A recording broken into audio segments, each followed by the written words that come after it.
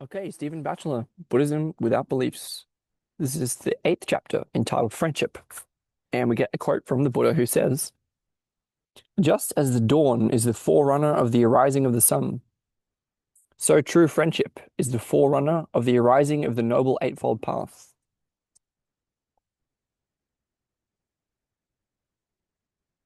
Dharma practice is not just a question of cultivating resolve and integrity in the privacy of our hearts. It is embodied in friendships. Our practice is nourished, sustained, and challenged through ongoing contact with friends and mentors who seek to realize the Dharma in their own lives. We were born alone and will die alone. Much of our time is spent absorbed in feelings and thoughts we can never fully share. Yet our lives are nonetheless defined through relationships with others. The body is witness to parents and endless generations of forebears. Language, witness to fellow speakers. The most private thoughts, witness to those we love and fear. Simultaneously and always, we find ourselves alone with others. Alone with Others being the title of one other of his books. Stephen Bachelor, Alone with Others, I believe. Simultaneously and always, we find ourselves alone with others. We are participatory beings. We are participatory beings who inhabit a participatory reality, seeking relationships that enhance our sense of what it means to be alive. Seeking relationships that enhance our sense of what it means to be alive. In terms of Dharma practice, a true friend is more than just someone with whom we share common values and who accepts us for what we are. Such a friend is someone whom we can trust to refine our understanding of what it means to live, who can guide us when we're lost and help us find the way along a path, who can assuage our anguish through the reassurance of his or her presence. While such friendships occur naturally between peers with similar aspirations and interests, certain crucial friendships are also formed with those we respect for having achieved a maturity and understanding greater than our own.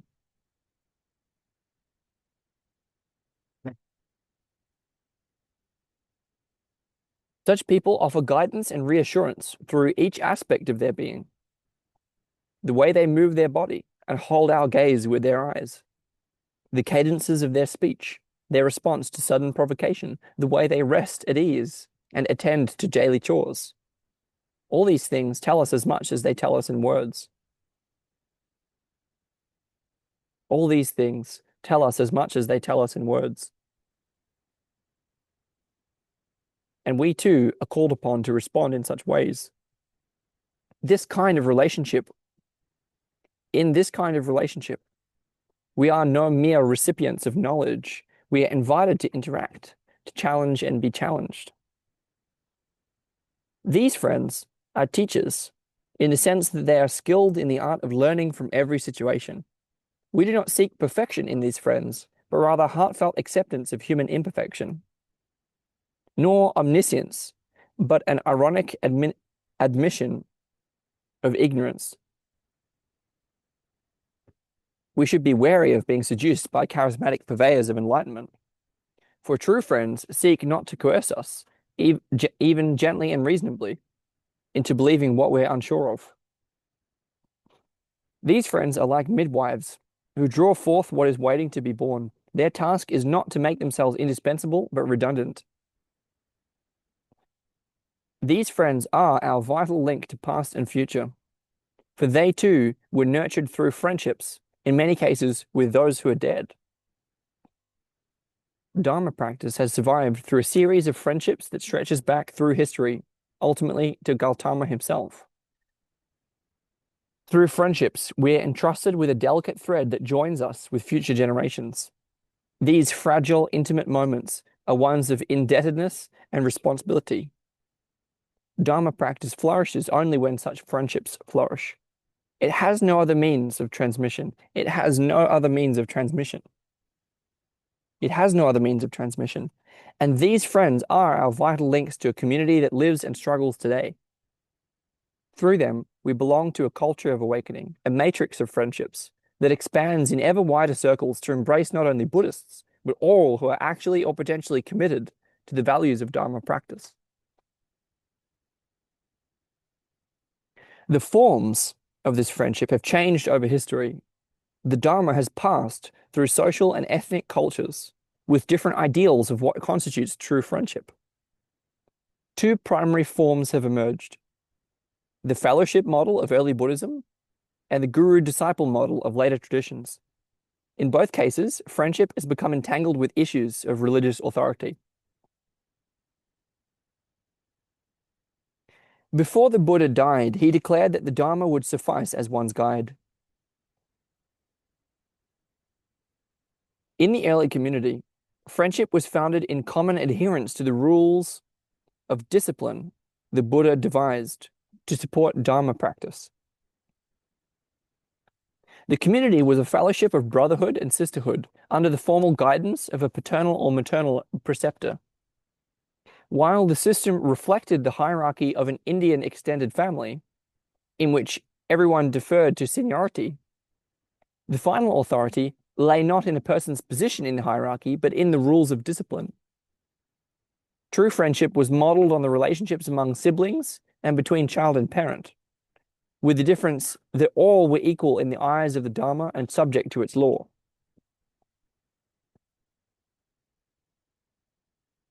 After about 500 years, the Indian guru-disciple model was adopted by certain schools. Here, the teacher became a heroic figure to whose will the student surrendered as a means of accelerating the process of awakening. This relationship reflected that between master and servant, or feudal lord and subject. The different degree of power between guru and disciple was utilized as an agent of personal transformation. Elements of dominance and submission, and with them the concomitant danger of coercion, came to characterize the notion of true friendship. If, after close examination, you accepted someone as your teacher, then you were expected to revere and obey him. In varying degrees, the authority of the Dharma was replaced by the authority of the Guru, who came, in some traditions, to assume the role of the Buddha himself. Despite the contrasting nature of these models, in practice they coexisted. As a follower of the Buddha's rules of discipline, a true friend was accountable to the community and the Dharma, but as a guru was impervious to any critique formulated by the deluded mind. Again, despite the contrasting nature of these two models, in practice they coexisted. As a follower of the Buddha's rules of discipline, a true friend was accountable to the community and the Dharma, but as a guru was impervious to any critique formulated by the deluded mind. Most traditions of Buddhism today represent one of these ideals of friendship or a blend of the two. In contemporary secular democratic societies, such traditional models of friendship are bound to be challenged. For we may no longer feel at ease in friendships defined by the hierarchy of an extended family, the rule of law, or submission of the will of another, submission to the will of another. We may no longer feel the need to wear a uniform or in any way sacrifice our ordinariness. Exotic names, robes, insignia of office, titles, the trappings of religion confuse as much as they help. They endorse the assumption of the existence of an elite, whose explicit commitment grants them implicit extraordinariness. It's not just different circumstances that raise questions about the nature of true friendship. Of greater significance is that we notice that circumstances are different. Of greater significance is that we notice that circumstances are different. Historical consciousness itself makes the difference. It is no longer possible to maintain that Dharma practice has remained unaltered since the time of the Buddha. It has evolved and continues to evolve distinctive forms peculiar to the conditions of the time. It has survived precisely because of its ability to respond creatively to change. It has survived precisely because of its ability to respond creatively to change. What features of contemporary life are most likely to affect the concept of true friendship?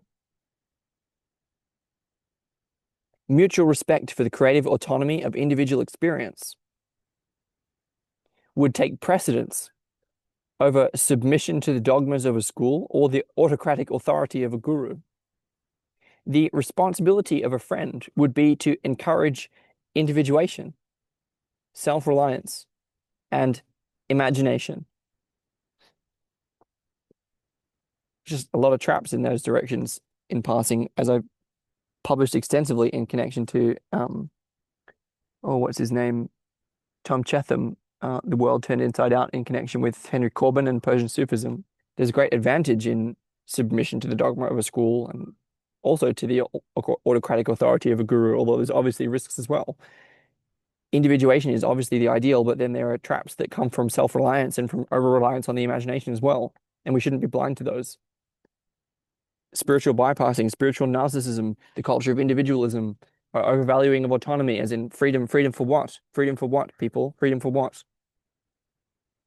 What we're lacking is community. What we're lacking is the dogma that necessarily goes along with community. And what we're needing is both, and as Tillich would put it, individuation and participation, exoteric and esoteric, subject and object, self and world, or self and community, you could say. And we've never been able to create spiritual communities that hit both sides of that.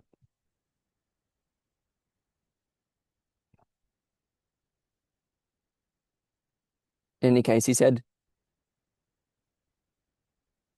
what features of contemporary life are most likely to affect the concept of true friendship? Mutual respect for the creative autonomy of individual experience would take precedence over submission to the dogmas of a school or the autocratic authority of a guru. The responsibility of a friend would be to encourage individuation, self-reliance, and imagination. Such friendship might be informed by notions such as Martin Buber's I-thou relationship and Gabriel Marcel's ideal of availability for another. Its practice may draw on the experience of psychotherapy, in which a free and protective space allows an encounter that is simultaneously trusting, opening, and healing. For learning and training, it may take as its model the relationship of artist and apprentice, in which skills are developed so that creativity can be realized with technical competence and expertise. Whenever Buddhism has become a religion, true friendship has tended to be compromised by issues of power. Both the fellowship and guru-disciple models have given rise to large, impersonal, hierarchic, and authoritarian bodies governed by professional elites. In many cases, these institutions have become established churches, sanctioned and supported by sovereign states. This has often led to rigid conservatism and intolerance of dissent. This process is not inevitable. It's also possible to imagine a community of friendships in which diversity is celebrated rather than censured. We need as much diversity as we can create coherence among. Diversity and unity are in trade-off, and diversity is not obviously superior to unity. We need both, which is why as much diversity as we can create coherence among.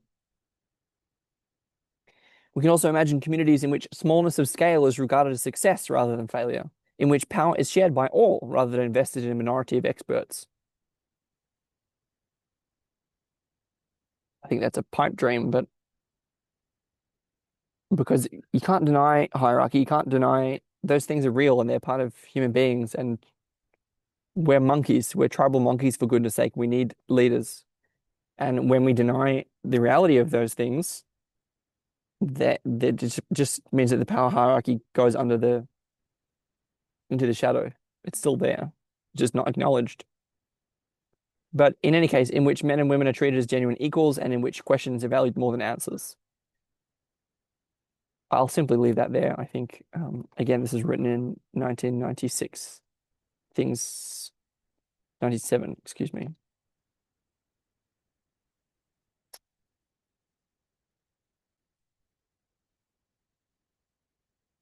I'll keep my complaints to myself and take the point, which is about friendship. Again, from the Buddha, just as the dawn is the forerunner of the arising of the sun, so true friendship is the forerunner of the arising of the Noble Eightfold Path.